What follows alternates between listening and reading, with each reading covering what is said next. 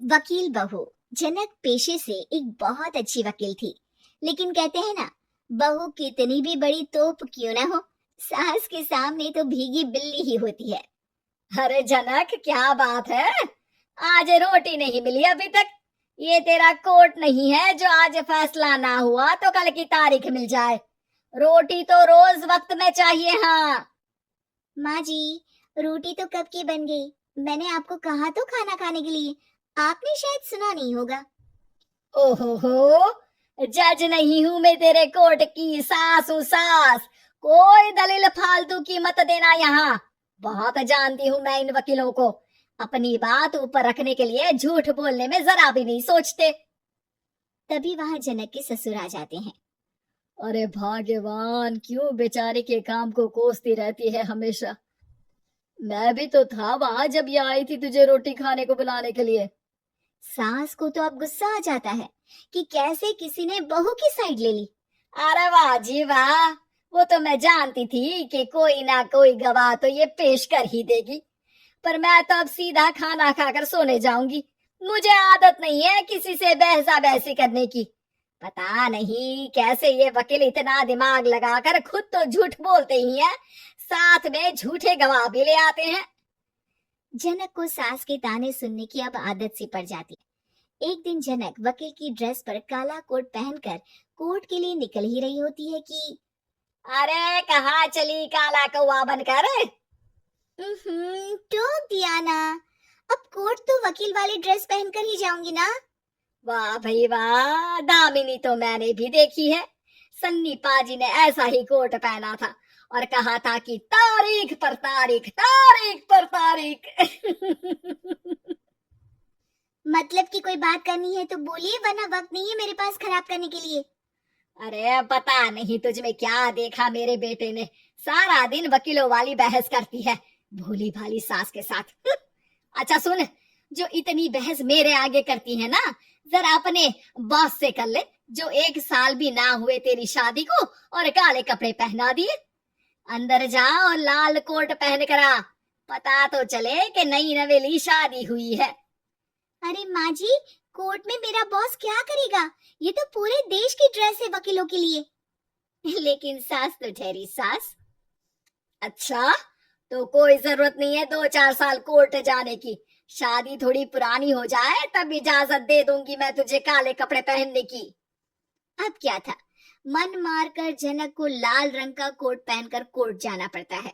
उसके जाने के बाद आहा, बढ़िया, ये पूरे देश की ड्रेस की बात करने वाली। अरे पहना दिया ना लाल कोट। अब सास आए दिन या तो जनक को उसके काम का ताना देती या फिर उसका काम छुड़वा देने की धमकी। तंग आकर एक दिन जनक पति से कहती है, मैं सोच रही हूँ कि कोर्ट जाना बंद ही कर दूं। अरे क्यों यार, इतना अच्छा करियर है, क्यों छोड़ने की सोच रही हो? अरे लाल रंग का कोट पहनकर जाना पड़ता है। हर बात पर सास ताना देती है कि वकील तेज होते हैं, सवाल जवाब करते हैं, झूठी दलीलें देते हैं। अरे तो ठीक है ना, वो जो कहती है अपनी समझ से कहती है, लेकिन तुमको तो पता है ना कि सच्चाई क्या है। जनक को पति की बात से हौसला मिलता है कि तभी घर पर कुछ लोग आ जाते हैं। अरे ये पंच साहब, कैसे आना हुआ? अरे भाई साहब, सुना है कि आपकी बहू वकील है। तभी वहां सास आ जाती है। हाँ है तो, लेकिन क्या हुआ, फिर कहीं बहस कराई क्या? अरे हम तो खुद दुखी है उसके व्यवहार से। अरे भाभी जी, आपको तो पूरा मोहल्ला जानता है कि आप कितना बोलती है। फिर हम यहाँ बहू रानी की कोई शिकायत नहीं, बल्कि अपनी परेशानी लेकर आए हैं। ससुर जी खुश हो जाते हैं। हाँ हाँ, मैं भी बहू को बुलाता हूँ।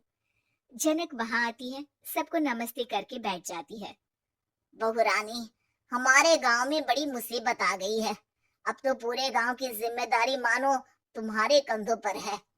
अरे ना ना, इससे तो घर की जिम्मेदारी पूरी नहीं होती, ये गांव की जिम्मेदारी क्या लेगी? भाभी जी, आप चुप हो जाओ, यहाँ पढ़े लिखे लोगों की बात हो रही है।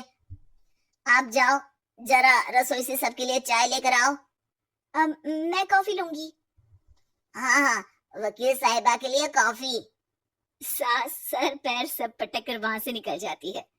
बहू, गांव में पानी नहीं आ रहा है, पड़ोसी राज्य ने हमारा पानी रोक रखा है। इसका मामला तो बड़े कोर्ट में चलेगा पंच जी, लेकिन ऐसा क्यों?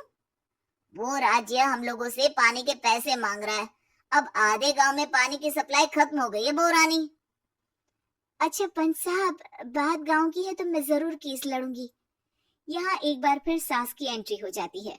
अरे वाह जी वाह, ये काम करवा लो, आप हमारी बहू से बहुत अच्छा करती है। मैं हूँ सीधी सादी सास, इस लड़की ने कैसे लड़ लड़ कर मुझे साइड कर रखा है ये तो अब आपको पता चल ही जाएगा। अरे भाभी जी, आपकी आवाज तो पूरे गांव को सुनाई पड़ती है जब आप बहू रानी को सुंदर वचन सुना रही होती हैं। अरे वकील बहू मिली है, फक्र करो फक्र। हाँ जी हाँ, सारी फकर तो हम लोग ही करें। खैर, अब जो केस लड़ेगी और पानी गांव में आ जाता है तो पंच साहब लिख कर देना होगा कि हैंड पाइप में सबसे पहले मेरी बाल्टी और घड़ा भरेगा। अरे फिर तो हम बहू रानी के नाम पर घर पर ही सप्लाई दे देंगे, लेकिन ये इतना आसान नहीं है। बहू, गांव के पास अभी वकील करने की भी पैसे नहीं है तो। अरे पंच साहब, ये मेरे गांव का मामला है, मैं आपसे एक भी पैसा नहीं लूंगी। सास को बहू की बात पर गुस्सा आ जाता है, लेकिन सबकी जाने के बाद झनक मन लगाकर गांव की परेशानियों को दूर करने में लग जाती है। और वो दिन भी आता है कि झनक केस जीत जाती है। अरे आज तो प्लम्बर आकर घर तक पाइप लगा गया है, खुश हो जाओ, मेरे कारण तुम लोगों को घर के अंदर ही पानी मिल जाएगा।